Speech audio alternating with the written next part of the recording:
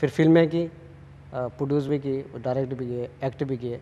तो उसका एक रिकॉर्ड बनाना था, जैसे कि जो हमारा सब्जेक्ट चल ही रहा था जिस पर हम बात कर रहे थे कि यहाँ इसको कैसे सोचा।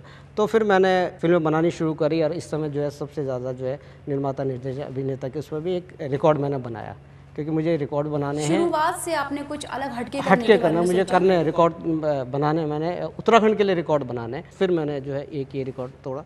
फिर एक फिल्म मैंने बनाई थी देवदास के ऊपर, प्रेम। उसका बनाने का मेरा कोई मोटो नहीं था। लोगों ने मेरे से कहा भी कि ये हिंदी रूपांतर है और प्रेम जैसी फिल्म जो है गढ़वाल के लिए बना रहे हैं, लेकिन सिर्फ उसका कि मेरे को उस उत्तराखंड में उसका रिकॉर्ड बनाना था, क्योंकि वो इतनी भाषा में बन चुकी थी और मैं उत्तराखंड का नाम जो है उसमें दर्ज कराना चाहता था कि अगर कभी देवदास का जिक्र होगा तो उसमें ये भी जिक्र होगा कि उत्तराखंड में भी ये जो है लैंग्वेज में ये फिल्म बनी। वो कम से कम आए थे 25-26 लैंग्वेजेस में बन चुकी है ना। तो ते अपना साथ में ले सको तो ऊपर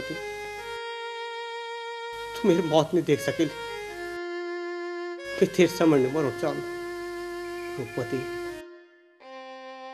ये दुनिया तेरे कद को बुरी नजर से देखे तू इसे नीच समझे, पर वो त्यार बड़पन नहीं देखी थी। ये दुनिया वाला जो तेरा पाप और पुण्य का हिसाब रख दी, वो तो इसे कभी नहीं समझ सकता, कभी नहीं। मी ते इतका महान न बनावा प्रेम, तो चाहिए महान रूपवती है। मैं चलो छू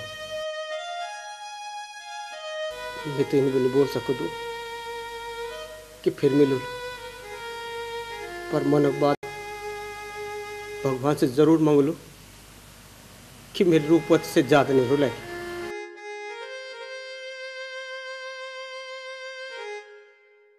तो अगर रोली तो याद रख, मेरी आत्मा तक कभी शांति नहीं मिले, कभी ना।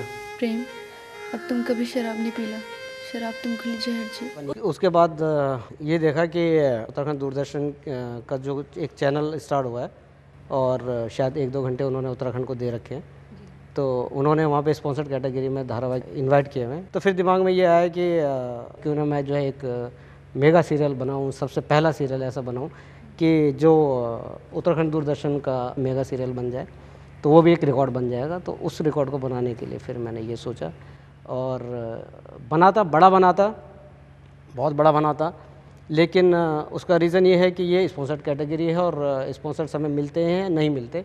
तो फिर ये डिसीज़न लिया कि एक टॉक शो टाइप का रखते हैं और उसमें जो है एक तो जो भावना जुड़ी है उत्तराखंड के लिए, एक तो वो बाहर आ जाएगी, जितने भी बुद्धिजीवी हैं उनका इंटरव्यू टाइप रखते हैं, फिल्म हस्तियों का रखते हैं। तो इस तरह से एक सोच था कि हमें पता है कि अपनी मेहनत करके सब लोग यहाँ पहुँचे, तो मैं चाहता हूँ कि उनके बारे में उत्तराखंड के लोग सुने, समझें, प्रेरणा लें और यहाँ तक पहुँचने की कोशिश करें, क्योंकि एक दिल में यह है कि उत्तराखंड बहुत एजुकेटेड होना चाहिए। बहुत सारे हैं लेकिन उसको एजुकेटेड होना चाहिए और बहुत रिच होना चाहिए। उस पर तो हम बहुत रिच हैं, हम कल्चर में बहुत रिच हैं, नेचर में बहुत रिच है, लेकिन रिचनेस चाहिए। तो महेश जी, हम आपसे इतनी सारी बातें हमने जानी, इस कार्यक्रम के बारे में जाना कि आपने आखिर किस तरह से शुरुआत करी, तो क्या सोच है इसके पीछे, आपने बताया बखूबी। आपके सोच की भी हम दाद देते हैं कि आपने ऐसा सोचा, और ऐसे ही अगर हमारे उत्तराखंड के सभी वासी सोचने लगेंगे तो बिल्कुल हमारा उत्तराखंड कहीं पे भी पीछे नहीं रहेगा। लेकिन उससे पहले सबसे पहला हमारा सवाल, जैसे कि रीति रही है, हम जानना चाहते हैं कि आपका जन्म कब, कहाँ हुआ और अभी आप कहाँ रह रहे हैं? मेरा जन्म दिल्ली में ही हुआ और शायद उसके बाद जब भी मेरे को गांव ले गए होंगे, वो उस समय तो मुझे ध्यान नहीं कि वो 3 महीने बाद लगे, 6 महीने बाद लगे। फिर मैं 11 साल तक गांव में रहा।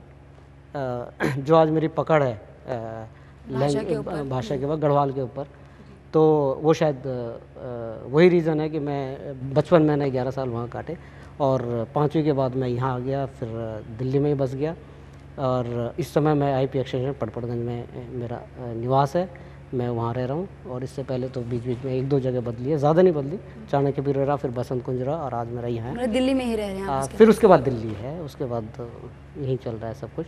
आपने 16-17 साल की उम्र से इस क्षेत्र की तरफ आप आ गए, तो उत्तराखंड के लिए आपका ये प्यार प्रेम तो हमें आज भी दिख ही रहा है कि जो आप करना चाह रहे हो, हमेशा कुछ नया, आप हटके कुछ करते हो। आज आप इस मुकाम पे हो कि आपकी एक पहचान है, आप एक चर्चित डायरेक्टरों में से एक हैं और आज की तारीख में शायद कोई ऐसा कलाकार या कोई ऐसा इंसान, ऐसी शख्सियत नहीं होगी जो आपके संग जुड़ना ना चाहे। तो आपको कैसा लगता है? बहुत अच्छा लगता है, और सबसे अच्छा जब मुझे लगता है, सबसे अच्छा लगता है मुझे कैलाश द्विवेदी जी के साथ युगांतर, कि शुरू में मैं उनके साथ जुड़ा 14-15 साल का था जब मैंने इनके साथ जो है बहुत छोटे छोटे जो है कैरेक्टर्स इनके नाटकों में किए, और आज मैं उनकी फिल्में डायरेक्ट करता हूँ। क्या तो बात है, ये बहुत बड़ी मतलब उपलब्धि है। बहुत बड़ी वो है, और मैं उनको थैंक्स कहता हूँ। और जिनकी भी मैंने फिल्में करी है, जिन बैनरों की करी है, रामा की करी है, आर्ट फोलियो की करी है, निर्मल फिल्म्स की करी है, मैं उनको बहुत बहुत धन्यवाद देता हूँ कि उन्होंने मुझे इस लायक समझा और ये फिल्में डायरेक्ट करने का मौका मिला। और एक लिमिटेड आर्टिस्ट होते हैं, लिमिटेड टेक्नीशियंस होते हैं, मैं सबको साथ लेके नहीं चल सकता। जो मेरे साथ काम करना चाहते हैं और उनको मौका नहीं मिला, मैं माफ़ी चाहता हूँ, लेकिन अगर मैं करता रहा और मौका मिला तो मैं उनको अपने साथ जो है जोड़ के चलूँगा और उनको जो है कोशिश करूँगा कि उनको मौका मिले। चलिए, मेरी भी एक इच्छा थी आपके संग काम करने की क्योंकि आप इतने चर्चित निर्देशक हैं, तो और मुझे इतने बड़े स्टेज पे काम करने का मौका मिला, तो उसके लिए मैं भी आपका थैंक्स कहूँगी।